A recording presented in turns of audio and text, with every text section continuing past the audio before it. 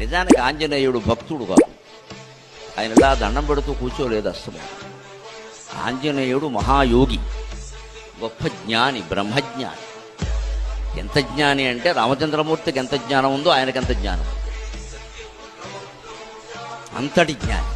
కానీ అంతటి జ్ఞాని, అంతటి యోగి కూడా ఎప్పుడూ తాను ఒక జ్ఞానిగా, యోగిగా కనిపించే ప్రయత్నమే చేయాల. నేను రాముడు భక్తుడిని అని చెప్తున్నాను, దానికి ఏమీ సందేహించలేదు.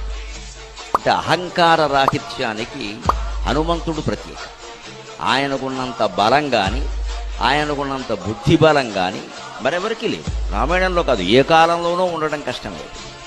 అంత దేహబలం, అంత బుద్ధి బలం ఉన్నవాడు రాముడి పాదాల దగ్గర ఒదిగి ఒదిగి కూర్చున్నాడు. మనం చాలా దృష్టిలో పెట్టుకోగల విషయం. కాస్త వ్యాపారంలో 2 కోట్లు లాభం వచ్చింది అంటే ఇక వీడు లెగ్గ మీద లెగ్గేసేసి మళ్ళీ తీయడు, ఇంకా సొంత మేనమా వచ్చిన